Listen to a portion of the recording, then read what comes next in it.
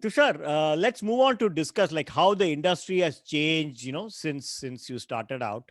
So, what have been the major, events in the history of steel business, over the last few decades? Maybe the top four or five in your view.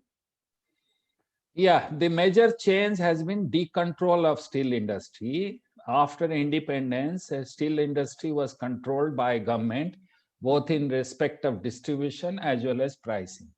That Right. means they will decide the priority for distributing to whom, which segment, whether industry, whether it is agriculture, or whether it is home buyers and all that.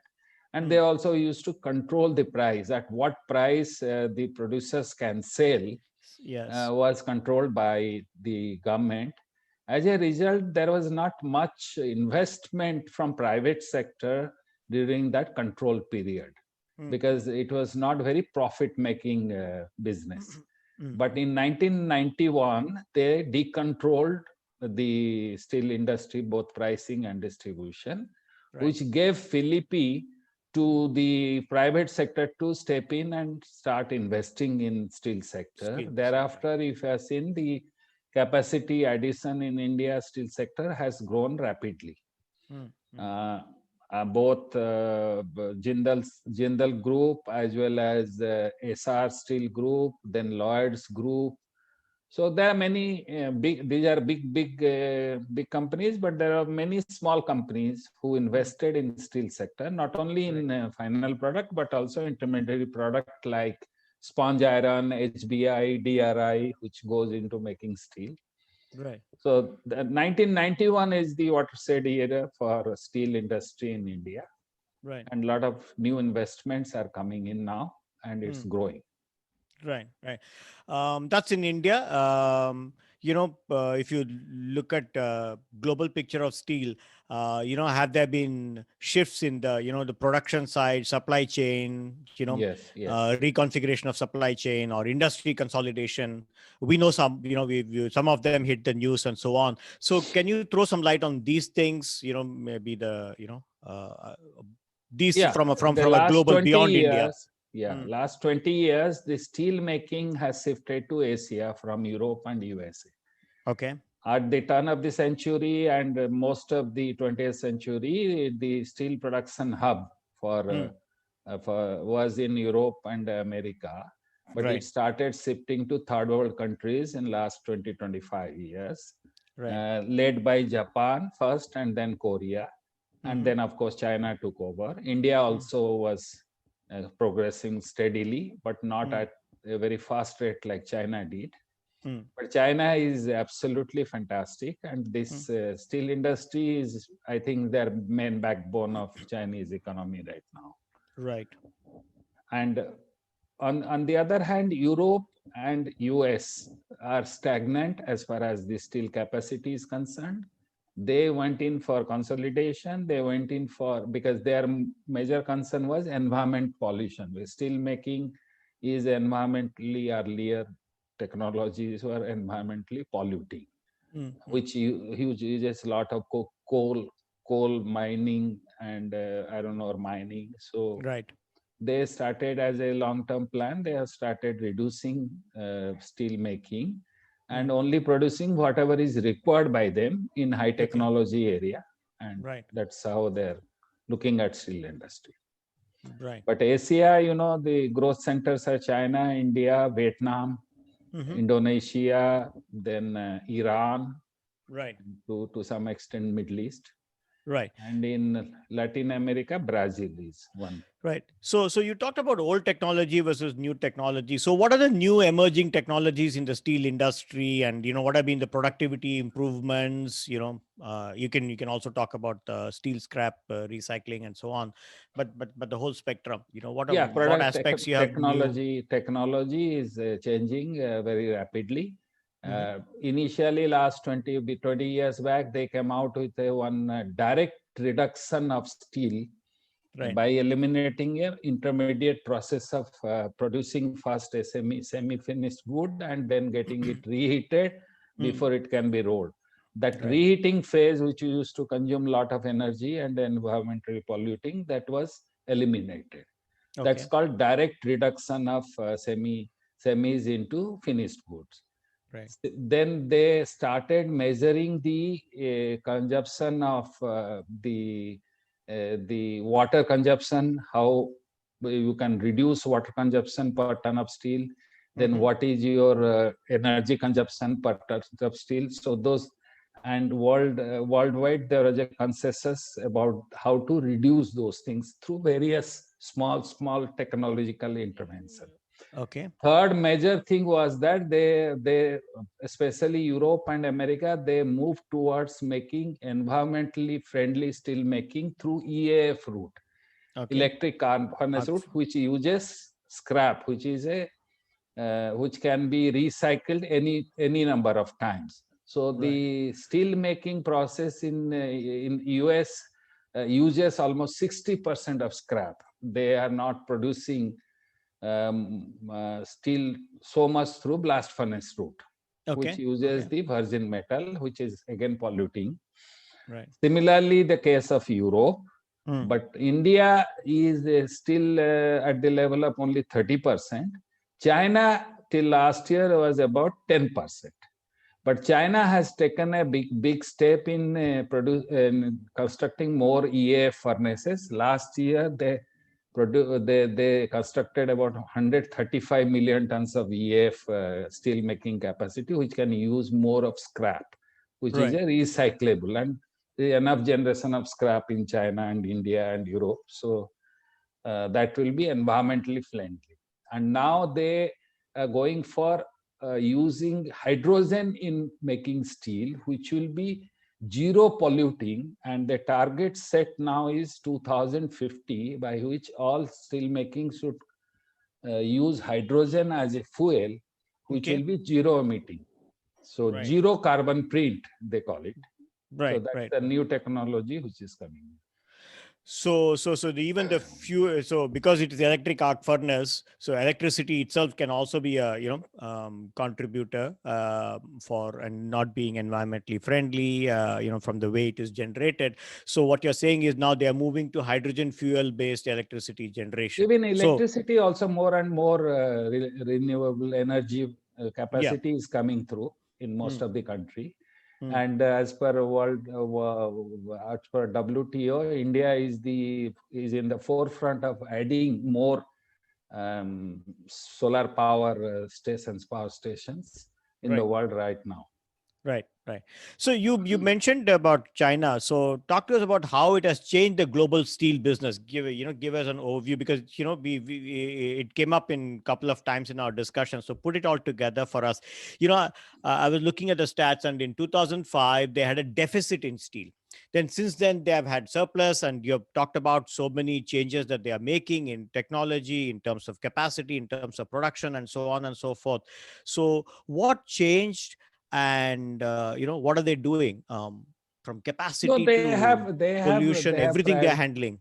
They have prioritized steel as a forefront industry in their manufacturing process, because they use a lot of steel internally for their own infrastructure absolutely. Building. As you know, worldwide the consumption of steel in infrastructure is almost 60 to 65%.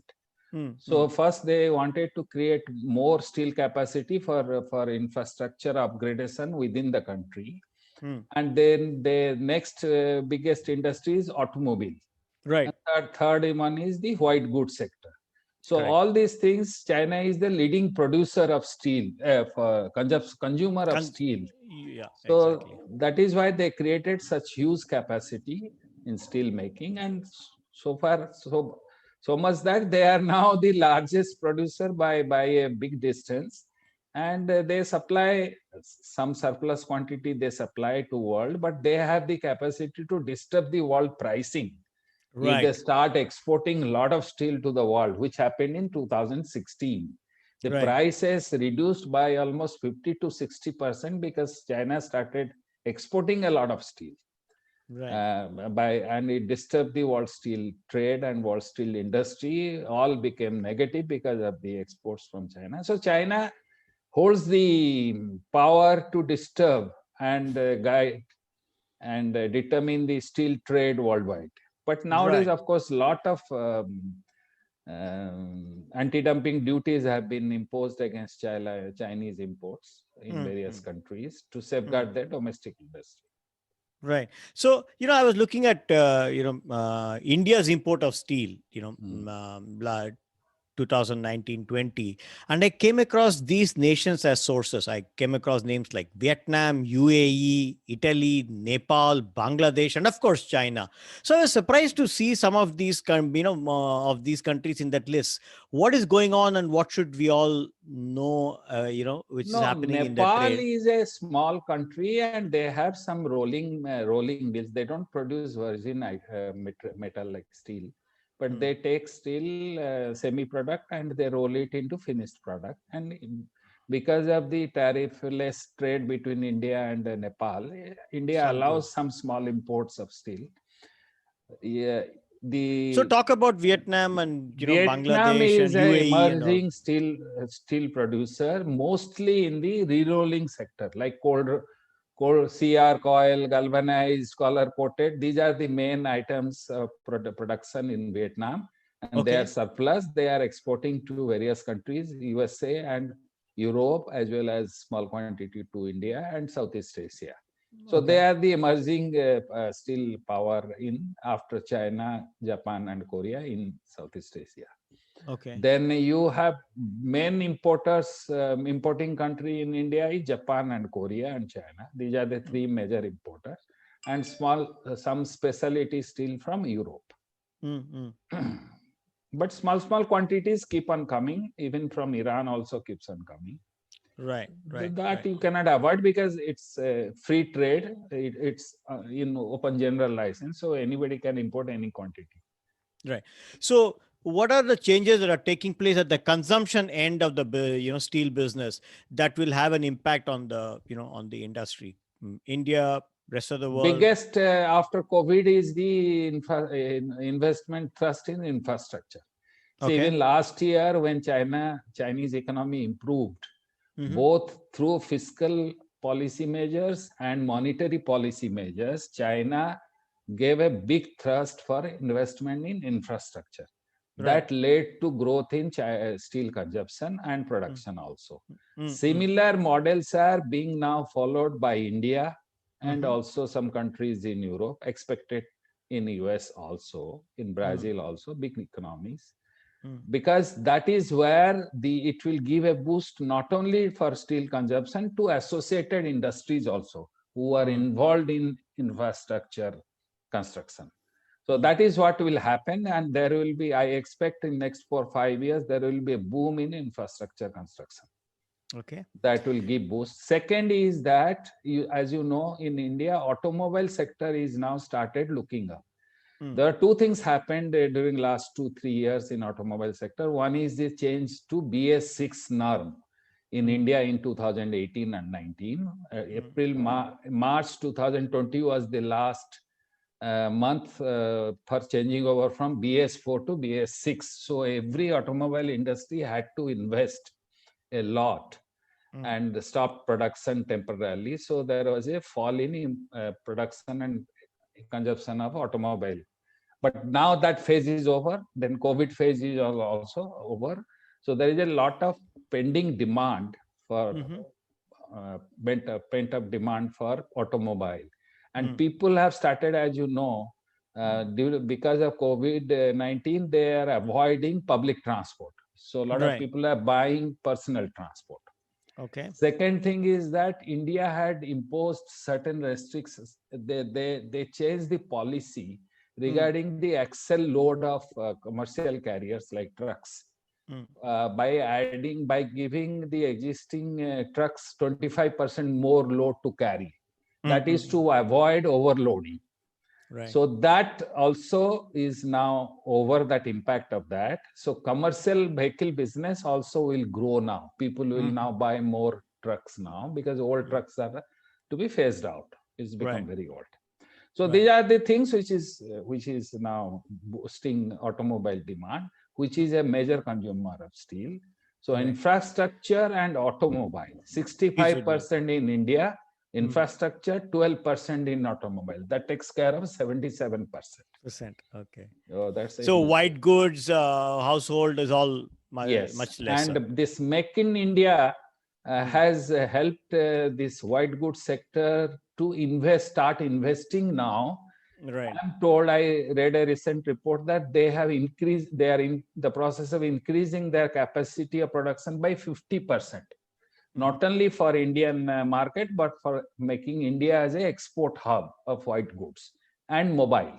Right. So that all of these things are contributing to They are the thing. contributing. Right.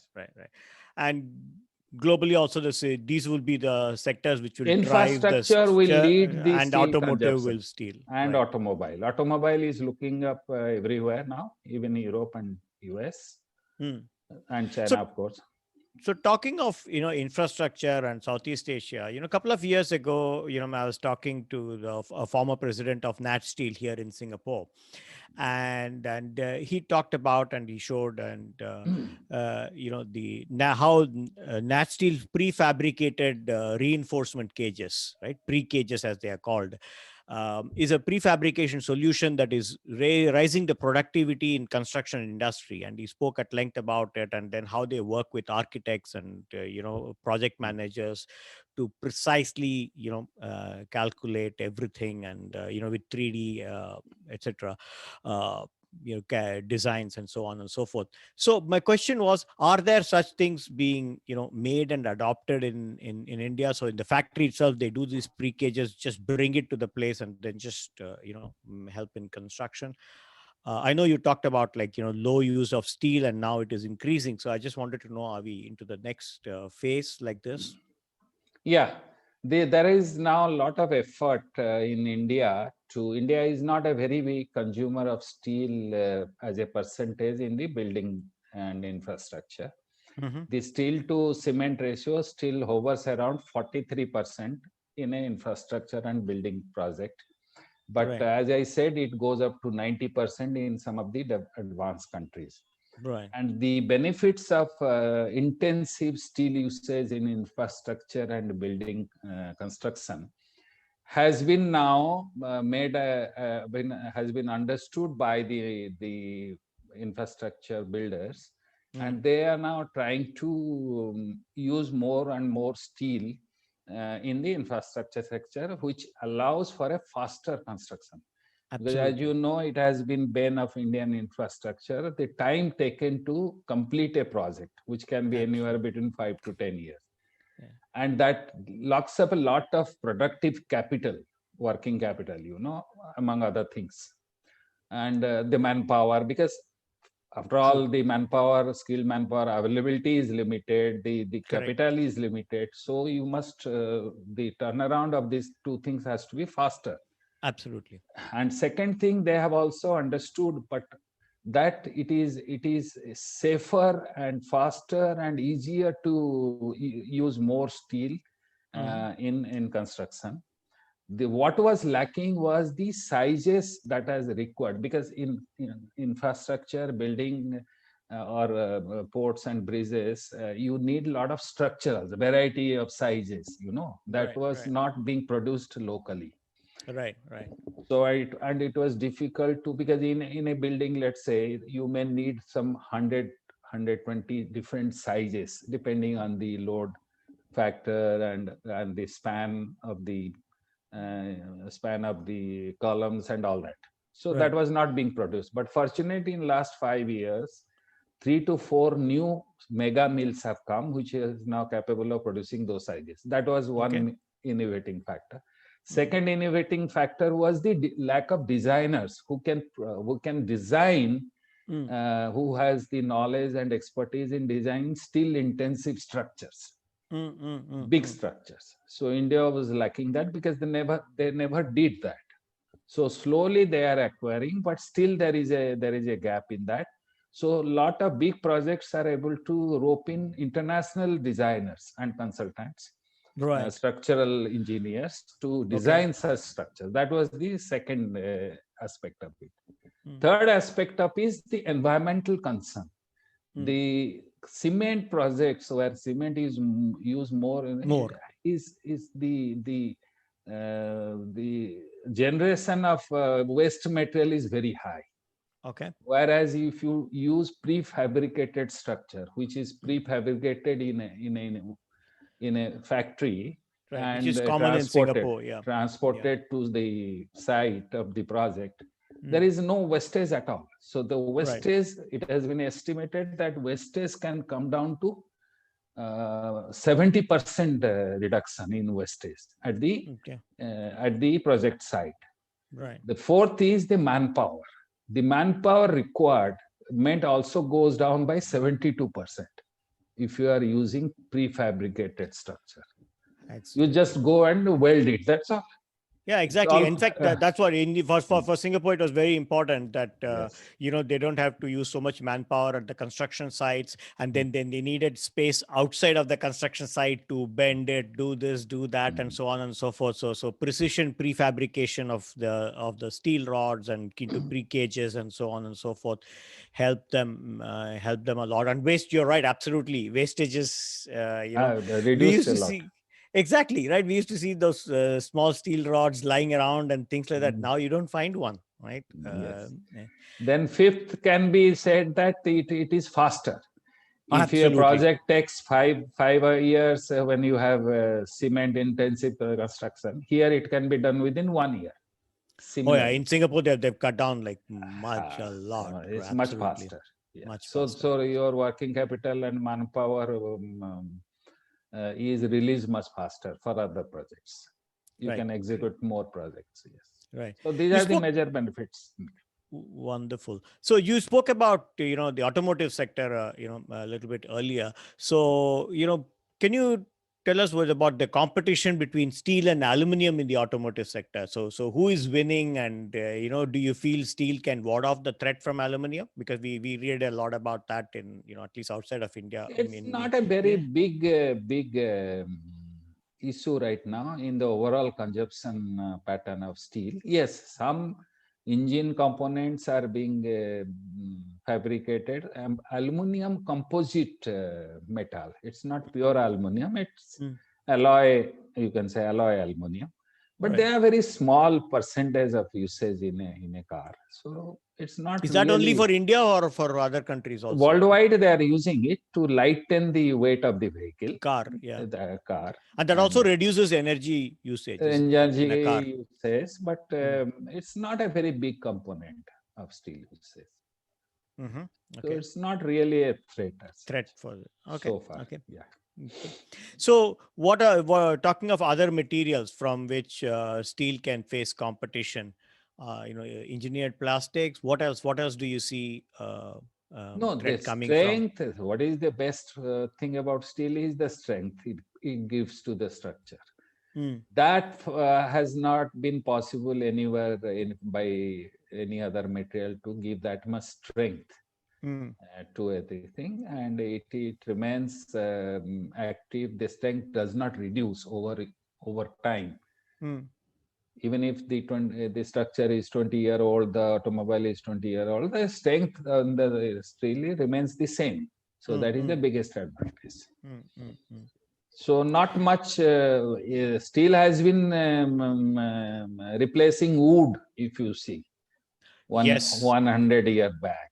Yes, So steel actually, the has been NASTEEL MD replacing. talked about that the doors being steel doors instead of wooden doors. And But so on. for example, now that you are reminding me door and windows, earlier there is a proliferation of aluminum doors and windows in the buildings. Absolutely. But for your information, last few years, 2-3 years in India, steel doors are replacing aluminum doors because they have found that the shape and the lightweight of aluminum is not able to hold the rigors of wind at a high-rise building. And it gets destroyed or it falls down or it becomes, and because it lacks the strength, the functioning of the doors and windows are not as required. So they are now replacing with steel panels. So that's interesting. So are there other such thing that we applications where you're now seeing steel challenging um, traditional materials, other uses? You Yeah, spoke about doors, construction, window. and that I said construction, more and more steel is being used. Defense and space. Okay. Yeah. And you talked about railway wagons and Railway wagons, rail lines. SAIL has been the only producer of rail lines in India. And when I was in international trade, I booked one very big order with Iranian Railways. That was the biggest single order I procured for SAIL in its history. Wow. $700 million, one contract for Iran Okay. Rail, supply Okay. of 1 lakh tons of rails. Wow. So India is a good producer of rails in the And world. when was that? And when did we complete That was in the? 2015. Yeah. And we have completed the contract. I think it must be. It must have been for a few years, right? Yeah. It's a huge. They have to give money also, even though they booked the order. Yeah. So how we with all the US We restrictions, gave some government of India gave some soft loan for that. soft loan for that, right? Okay. Okay. And other such interesting experiences so you had when your international trade side on Yeah, behalf I of was the SAIL? first to start exporting HR coil to Southeast Asia. That was in early 90s from Okay. SAIL. Okay. First time, and the semi billet, as you call it, that was also exported. And it was very thrilling for me experience. First time export of these items from SAIL, because Right.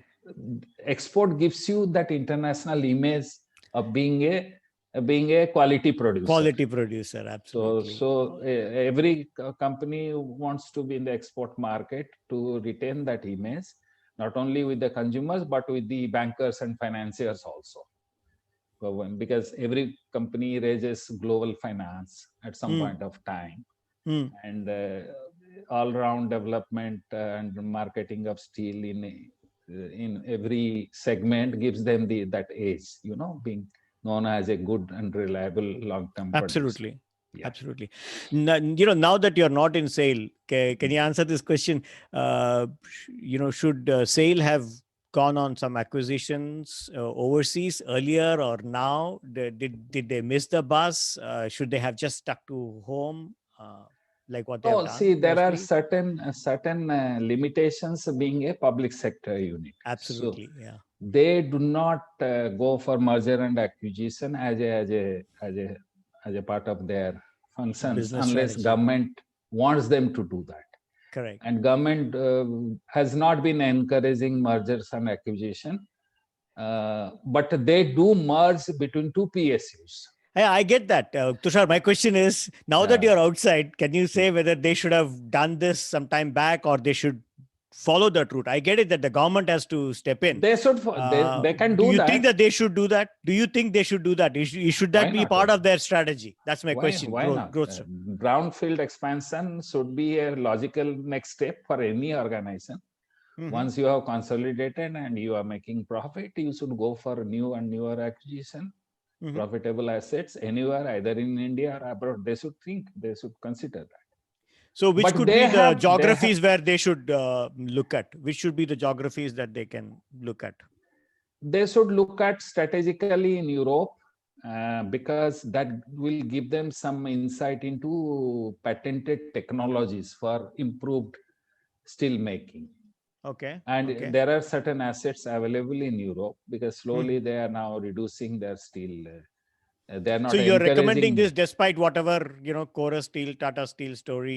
You still recommend that it's worth looking at European and in Southeast Asia also. And in Southeast Asia. Southeast Asia, as I told you earlier, that it is one of the largest importing regions of steel. Absolutely. So there are scope for setting up steel plants, which is now China is starting to do. So India can also do.